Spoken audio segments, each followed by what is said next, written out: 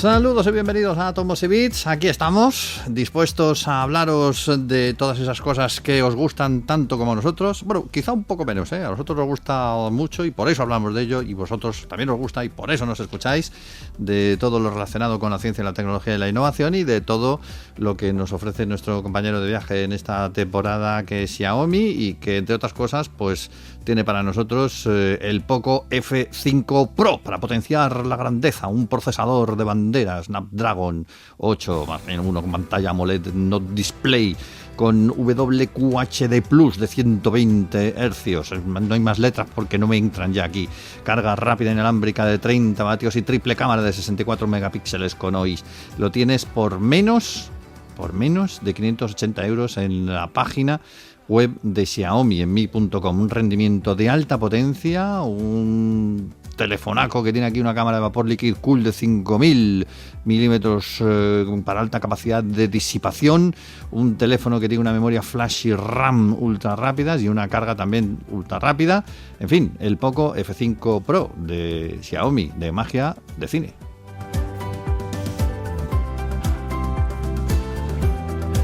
Este programa cuenta con la realización técnica de Esteban Novillo, cuenta con todas las cosas interesantes que siempre nos trae José Manuel Nieves, y con el saludo de Pedro Pablo Maide aquí en el micrófono. Don José Manuel, ¿cómo está usted, señor, en estas horas, en estas fechas, en estos días?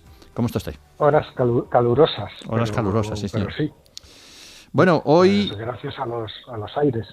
Hoy vamos a hablar de una de las actividades favoritas del ser humano. Yo que a veces creo que es que hemos venido a este mundo para esto, que es pegarnos entre nosotros. Nos gusta pegarnos entre nosotros. ¿Por qué? ¿Por qué somos así? Yo qué sé, pero nos gusta. Y nos gusta tanto que pues ya sí. desde que antes que éramos humanos nos matábamos entre nosotros, fíjate. Tú fíjate, ¿no? Es que esa yo le he llamado, en un artículo que he escrito para el periódico, le he llamado las raíces de la guerra, ¿no? Sí. Resulta que es mucho más antigua entre nuestros antepasados. Es más antigua que el propio hombre. La guerra. Claro, es decir, han encontrado, ahora te lo explico bien, pero han encontrado pruebas, restos de agresiones violentas de homínidos unos a otros 1,5 millones de hace 1,5 millones de años. 1.450.000 para ser exactos. Ahí está. Y eso es más de 1 millón de años antes de que Homo sapiens existiera. Es decir, son nuestros lejanos antepasados de hace 1,5 millones de años, ¿no? Uh-huh. Y es la evidencia más antigua que se dispone hasta ahora de este comportamiento violento, ¿no? De este origen, digámoslo así, de la guerra. No quiere decir que todavía no sea más antiguo. Quiere decir que esta es la evidencia, la prueba más antigua de la que disponemos hasta ahora, ¿no? Que permiten Sí. los fósiles, ¿no? Fíjate si es antiguo que no sabemos ni siquiera bien quién es el protagonista, porque este es un fósil que fue encontrado hace ya unos cuantos años y que estaba durmiendo en los fondos de museos. Es curioso porque en los fondos de objetos de los museos muchas veces hay maravillas que simplemente no ha dado tiempo o no ha habido oportunidad de estudiarlas, ¿no? Entonces hay muchos científicos que se dedican a esto, a repasar las colecciones, incluso antiguas, de objetos y de restos en museos, y descubren verdaderas maravillas que resulta que ya las teníamos, pero que no se habían estudiado. Y este es uno de esos casos, ¿no? Entonces, este episodio violento, ya te digo, este hombre o este homínido, no sabemos muy bien porque primero fue atribuido a una especie, a Homo naledi, que es una especie muy antigua. Sí. Después, años después, un reestudio de las características de esa especie demostraron que esto no podía ser un Homo naledi, con lo cual era otro tipo, y ahora lo más moderno es que no hay conclusión, no hay nada concluyente, es decir, no hay ninguna característica que permita, a partir de ese hueso, decir exactamente de qué especie fue, con lo cual no sabemos a cuál de nuestros antepasados, ¿no? Sabemos que es una tibia, el hueso de la espinilla, vamos, Sí. de 1.450.000 años, y que presenta 11 marcas de corte.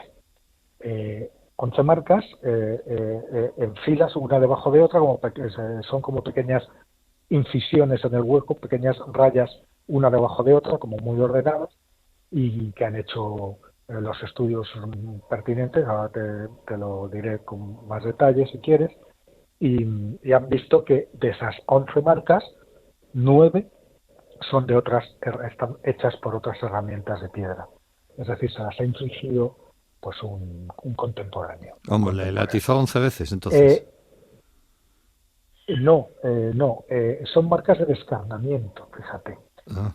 Es decir, es probable que ahí tengamos incluso el motivo por el cual fue muerto este individuo, que fue ni más ni menos que para comérselo. Ya. Es decir, tú imagínate que tienes una pierna, el hueso de una pierna, de una tibia, lo sujetas con una mano y con un cuchillo de piedra en la otra, le vas arrancando trozos de carne. Bueno, pues vas dejando esas marcas una debajo de otra mientras haces ese trabajo. Además, las marcas están justo en un sitio donde había los tendones que unen la pantorrilla, con lo cual si tú querías acceder a un buen trozo de carne, ahí justo donde tenías que cortar. Con lo cual eso nos da una indicación de por qué existen esas marcas, y eso nos da una indicación también de por qué probablemente ese individuo fue muerto. Ya. Es decir, los motivos para las guerras han cambiado mucho, ¿no? Pero desde luego en estos momentos, hace 1,5 millones de años, cuando nuestros antepasados no pasaban de 1,30 m, 1,40 m, estaban cubiertos de pelo y algunos utilizaban herramientas de piedra, pues no eran las motivaciones que hay hoy, no eran ni territoriales, probablemente ni siquiera de dominio, porque no había demasiados ejemplares, desde luego no eran ideológicas, las causas eran de simple alimentación, es decir, Sí, supervivencia. otro se lo comía. Claro, igual que atacabas a otro animal. Ahora bien, no es fácil determinar si esa fue la intención, y no es fácil determinar si realmente ese homínido fue muerto por otro homínido. Y fíjate, es muy curioso porque de estas 11 marcas que aparecen en esta espinilla, pues 9, haciendo como han hecho, pues han hecho un modelo en 3D, un escaneo en 3D, y han comparado esas marcas con 898, es decir, prácticamente 900 tipos de marcas, un catálogo de 900 tipos de marcas en hueso, dejadas por todo tipo de acontecimientos, desde mordeduras de todo tipo de animales, a golpes con piedras, a simplemente que los restos fósiles fueron machacados por rocas que cayeron encima, las marcas que les habían dejado, y así hasta 898 posibilidades diferentes, ¿no? Y no cabe duda de que de esas 11 marcas, 9 han sido causadas precisamente por otra herramienta de piedra, con lo cual es humano o prehumano el origen de esas marcas. Uh-huh. Y las otras 2 marcas resulta que son de mordedura de carnívoro, que probablemente fue un león prehistórico, ¿no? ¿Qué pasa?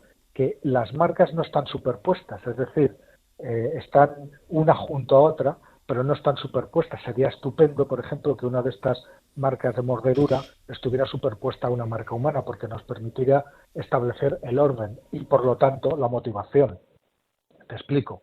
No es lo mismo que un carnívoro mate a este individuo y que otros individuos aprovechen el cadáver para comer, sí, a justo lo contrario, a que sean otros individuos los que maten al individuo y un carnívoro aproveche los restos para comer.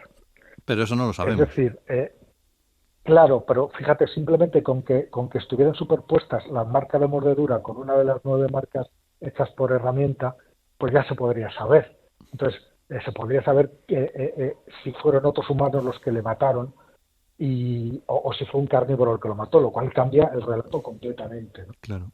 Es decir, con todas estas limitaciones, de lo que no cabe duda es de que es un hueso de un homínido y que tiene las incisiones hechas, de las 11, 9 han sido hechas por herramientas de piedra, con lo cual esas las manejaba otro homínido. ¿Es canibalismo eso? Pues como te he dicho al principio, tampoco lo podemos saber exactamente, porque, a ver, canibalismo implica un miembro de una especie que se come a otro miembro de su misma especie. Y eso no lo podemos saber, porque como no podemos saber tampoco, ni siquiera no hemos podido averiguar de qué especie era ese hombre, Sí. pues menos aún podemos saber de qué especie era los que hicieron esas herramientas de piedra que le dejaron las incisiones. Es decir, podríamos perfectamente estar ante una especie humana que está atacando a otra especie humana igual que atacaría a un animal, en cuyo caso no sería canibalismo. Bueno, pues esto es una historia Así, fascinante. así de difusa, así de difuso, o sea, así de lejos nos permite llegar la ciencia y así de difusos son las, por lo menos hasta ahora, conclusiones, ¿no? Desde luego es una de las, es la marca probablemente. Hay otra marca, un cráneo de Sudáfrica que también lleva marcas debajo de un pómulo y que también podría ser el ejemplo más antiguo, ¿no? Pero no está tan bien definido como este, y las marcas debajo de ese pómulo, que podría tener más de 2 millones de años, no se sabe, o sea, no se ha definido bien si realmente fueron hechas por herramientas o por otra causa, con lo cual se sabe todavía menos, ¿no? Este, sin embargo, del que estamos hablando, ha sido muy bien estudiado, y los autores de este estudio se ofrecen a aplicar la misma técnica, es decir, hacer el modelado en 3D, comparar con todas las marcas posibles en esa base de datos de casi 900 causas posibles de marcas. Se ofrecen a hacer todo lo mismo con ese cráneo sudafricano para ver si esas marcas que tiene debajo de un pómulo fueron hechas por otros homínidos o no. Y Se con lo puede cual se comparar. vería si si tenemos a un resto aún más antiguo todavía, ¿no? ¿Y les han dicho algo ya? ¿Les han contestado o no? Todavía no. No, todavía no les han contestado. Ellos han ofrecido, pero como los del cráneo sudafricano son otros investigadores que no tienen nada que ver con ellos, Sí. El pues ahí cráneo es queda la mío. oferta, ¿no? El cráneo es Si la mío y lo aceptan, investigo yo. sí, claro, pues ya veremos, ¿no? Ujú. Muy bien, pues es nuestra primera historia de hoy, pero no la única. Hay que hablar también de otra cosa que me ha llamado especialmente la atención, porque siempre estamos con el tema de es que no me da la vida, no tengo horas suficientes en el día, necesitaría un día de 80 horas para poder hacer todas las cosas que necesito. Luego, si tuviéramos días de 80 horas, seguramente diríamos que necesitamos días de 100, pero bueno, resulta que hubo una época en que los días no duraron 24 horas como ahora, sino 19, o sea que había todavía menos tiempo. Cuéntanos, ¿cuándo fue eso? Mucho menos tiempo, sí, pues entre hace 2000 y 1000 millones de años. Hace nada, hace Vamos a nada. ver, el hecho de que en el pasado remoto de la Tierra los días sean más cortos no es ninguna novedad. Sabemos que la Luna se formó muy cerca de la Tierra, ¿Mm? y desde que el mismo momento en que se formó se fue alejando. Al alejarse de la Tierra, ¿qué es lo que hace la Luna? Le roba energía de rotación a la Tierra. Es decir, a medida que se aleja, la Tierra gira un poquito más lentamente y los días se van alargando. Por eso, cuando pasan 1000 millones de años, 2000 millones de años, 3000 millones de años, pues podemos pasar de días de 17, 18 horas directamente a días de 24, que son los que tenemos hoy, que también se van haciendo cada año más largos en razón de unos pocos milisegundos, ¿no? Cada unos pocos segundos, ¿no? Un par de segundos al año, ¿no? Uh-huh. Que no es mucho, pero si vas acumulando es muchísimo. Aquí de lo que estamos hablando es de otra cosa. Es que durante 1000 millones de años, la longitud del día no cambió. Fue de 19 horas. Eso implica que la Luna dejó de alejarse de la Tierra. Pero es que esos 1000 millones de años coinciden con uno de los periodos para mí más fascinantes de la historia de la Tierra. Consideramos a la Tierra, y lo es, como algo permanentemente cambiante. Se mueven los continentes, se construyen supercontinentes, se dividen, se configuran los continentes de formas distintas según pasan los cientos de millones de años. Surgen océanos, nacen montañas, bajan montañas, evolucionan especies, el clima cambia, hay glaciaciones que duran cientos de millones de años, la Tierra se transforma en una bola de nieve, los polos se funden en otras épocas, es decir, está todo en perpetuo movimiento, ¿no? Pero hay un periodo, Pedro Pablo, de 1000 millones de años, que los geólogos lo conocen como the boring billion, es decir, los aburridos 1000 millones.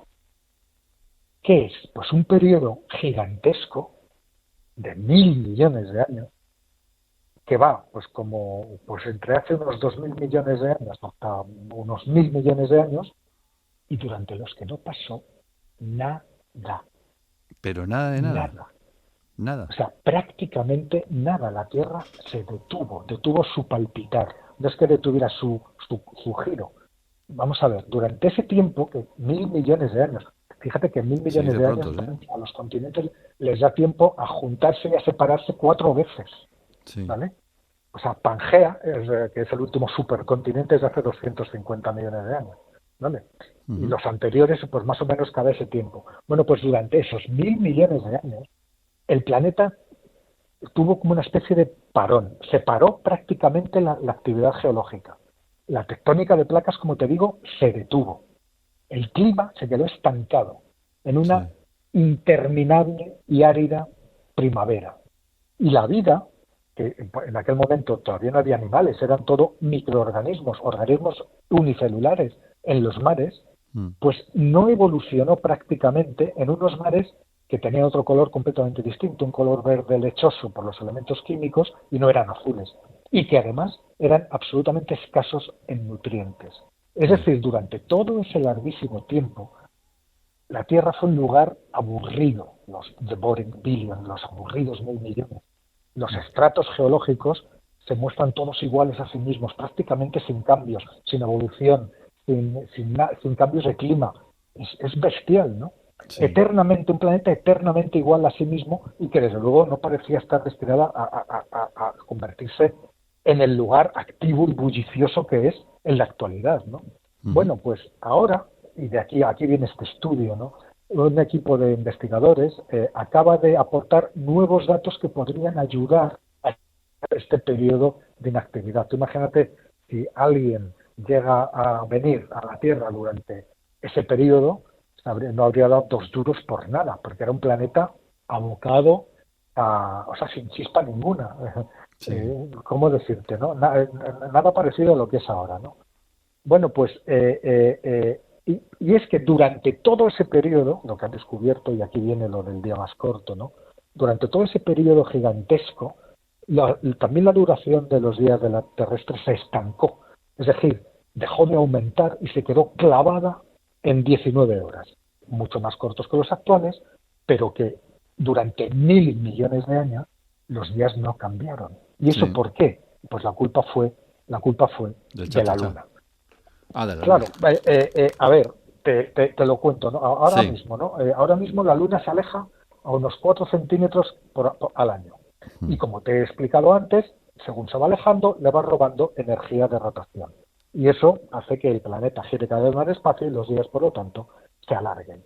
Pero claro, durante esos 1.000 millones de años, la Luna se mantuvo a una distancia constante, ¿vale? Constante. Sí. Y solo cuando ese periodo inimaginablemente largo terminó, la Luna empezó otra vez a alejarse, los días a alargarse y digamos que se empezó a poner todo en marcha, ¿no? Pero ¿qué es lo que mantuvo durante tantísimo tiempo a la Luna anclada a la Tierra y se interrumpió ese proceso de alejamiento?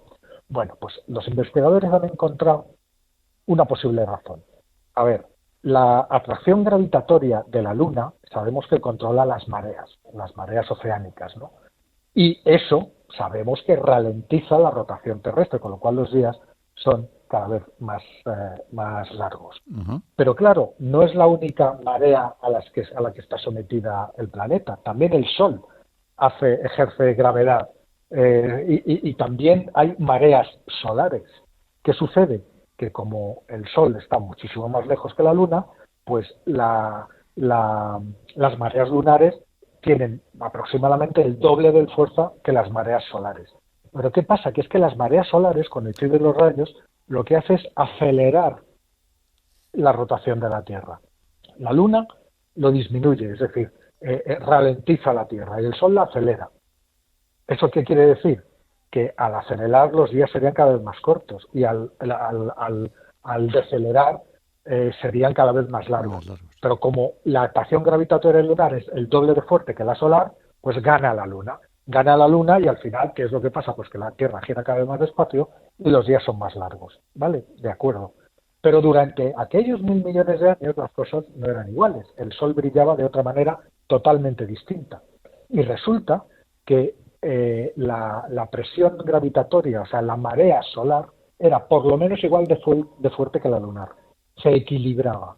Es decir, si la Luna frena por un lado y el Sol acelera por otro, el resultado fue que se quedó estancada. Ya. Se quedó estancada durante todo ese tiempo hasta que ese equilibrio de fuerzas se rompió. ¿Cómo se rompió ese equilibrio de fuerzas? Pues el Sol no brilla siempre de la misma manera, no es igual a sí mismo.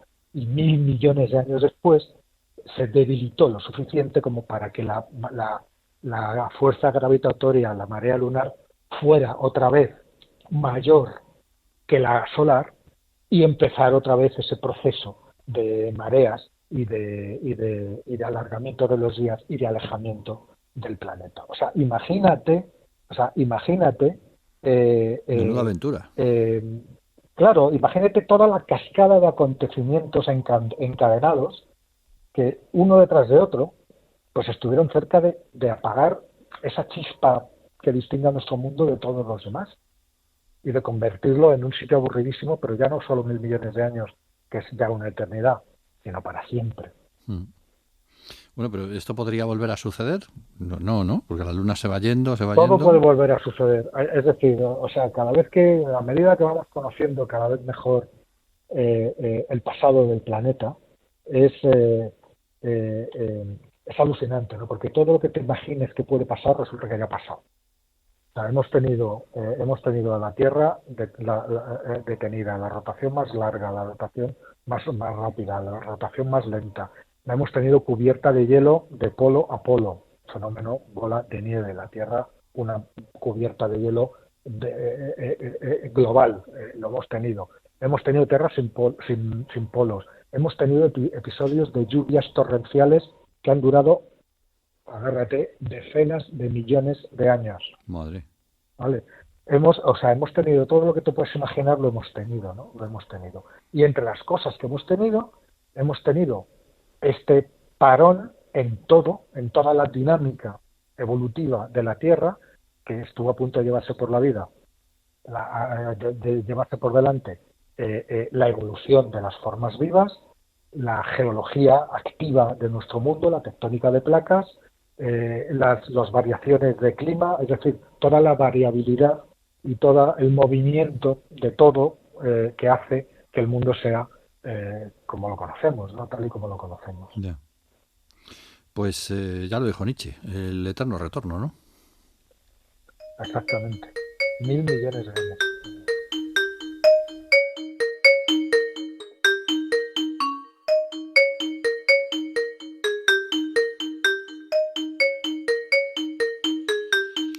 Ahora en veranito, que ya parece que ha dejado de llover de momento, pues es más interesante pasearse por la ciudad con el patinete, porque claro, está lloviendo o hace frío, te resbalas, bueno, puedes acabar muy mal. Pero, oye, al solecillo y poco a poco, y te ahorras un montón de problemas de atascos de tráfico con un patinete como los que tiene Xiaomi. Tiene varios, ¿eh?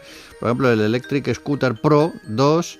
Este está por debajo de 500 euros ahora mismo. Bueno, tiene muy buena pinta, ¿eh? Más poder, más distancia, 25 kilómetros por hora, velocidad máxima, 600 vatios máxima potencia, 45 kilómetros de largo alcance, un plegado rápido en apenas 3 segundos, un panel multifuncional, un cuerpo de aluminio aeroespacial. Vamos, que te subes si eres como Pedro Duque, más o menos, pero controlando patinete. Es mi Electric Scooter Pro 2 de Xiaomi, de magia, de cine.